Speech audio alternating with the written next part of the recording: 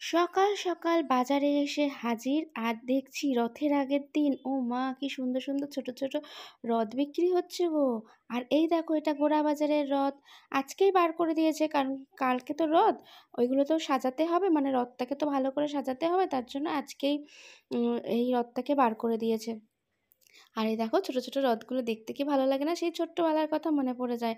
মনে হয় যেন সেই ছোট্টবেলায় এখনও যদি এরকম রথ পাই না, একটু টানতে ইচ্ছা করে। কিন্তু সত্যি কথা বলতে আমাদের সময় যেরকম এই রথের দিনকার মানে খুবই আনন্দ হতো বা আনন্দ পেতাম বলতে পারো, কিন্তু এখনকার বাচ্চাদের মধ্যে কিন্তু সেই আনন্দটা অনেকটাই কম। হয়তো কয়েকজন এখনও রথ টানার মানে কি বলবো, অনেক বাড়িতে রীতিনীতি আছে বলতে পারো, বা কোনো বাচ্চাদের বায়না করে হলেও রথ নিয়ে বেরোতে চায়, কিন্তু তাও অনেক কম। কিন্তু আগে কিন্তু আমাদের ঘরে ঘরে মানে আমরা যে সব বন্ধুরা কার কত বড় রথ হবে সেই চিন্তা করতাম, কে কত সুন্দর করে সাজাবো, কার রথ কতটা সুন্দর হবে দেখতে। মা কিন্তু আগের দিন সব জোগাড় করে রাখতো, মানে সেই বাহারি গাছ থেকে শুরু করে মালা থেকে ফুল থেকে কি ফল, মানে ঠাকুরকে জগন্নাথ দেবকে দিতে হবে, তারপর জগন্নাথ দেবের মূর্তি, সেই সব, মানে এখনও সেই ছোট্টবেলার কথা খুবই মনে করে, খুব মিস করছি গো। আর আজকে যেহেতু বৃহস্পতিবার, ফেরার সময় আমি একটু ফুল আর একটুখানি ফল নিয়ে এসেছিলাম ঠাকুরকে দেওয়ার জন্য। এই মানে অনেকক্ষণ ধরে আমি আর মা মানে এই ঠাকুর ঘরটা পরিষ্কার টরিষ্কার করে এই পুজো দিয়ে এবার নিচে যাওয়ার পালা, কারণ রাতের রান্না করতে হবে। তা আজ কিন্তু কি বলবো, রথের আগেই আমরা বাড়িতে রথের দিনকার যা খেতে হয় আর কি।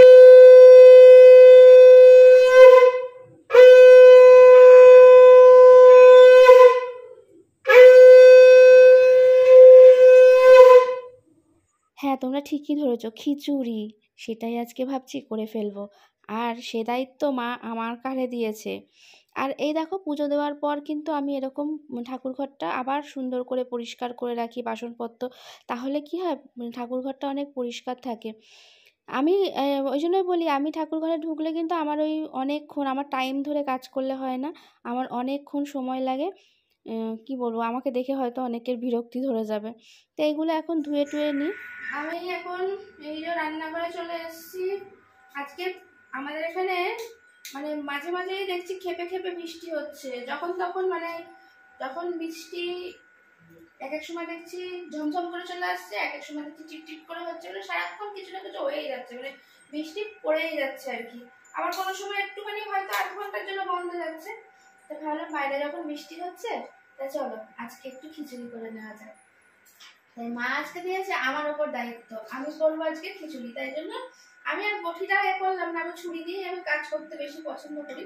আর এই যে এখানে কেটে নিয়েছি, মা জানে না, মা বলেছে যে খিচুড়ির সঙ্গে আলু ভাজা করতে বা অন্য পাঁপড় ভাজা করতে, কিন্তু আমি তা করবো না। আমি বললাম রান্নাঘরে আসলেই আমার জানোই, আমি মানে আলুটা দেখো আমি এটা ভালোভাবেই করছি, কারণ আলুটা মায়ের সুগার আছে, খাওয়াটা ঠিক নয় বেশি।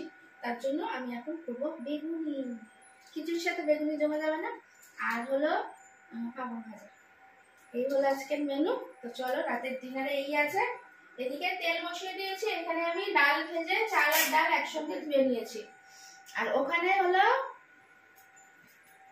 জলটা বসিয়ে দিয়েছি। ঠিক আছে, চলো রান্নাটা শুরু করা যাক।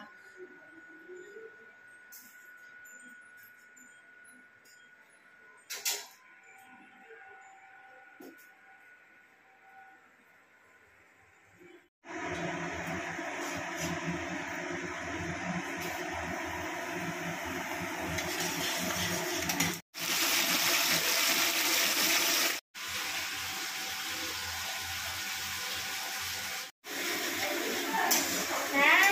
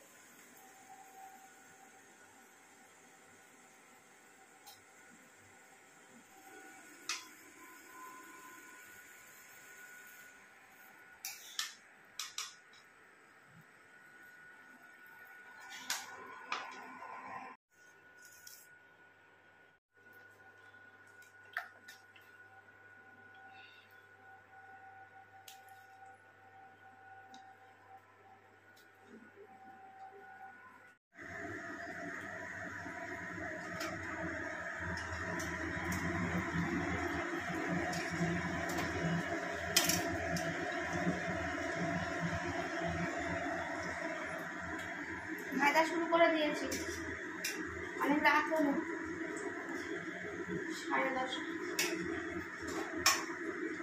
কমপ্লিট।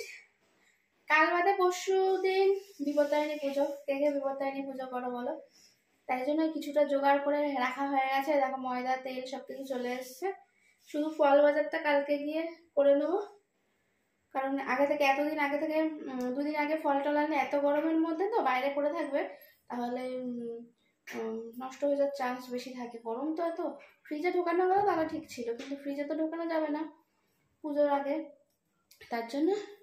আর ফল টল কিছু নিয়ে আসিনি, দেখো তেল ময়দা এসব নিয়ে এসছি।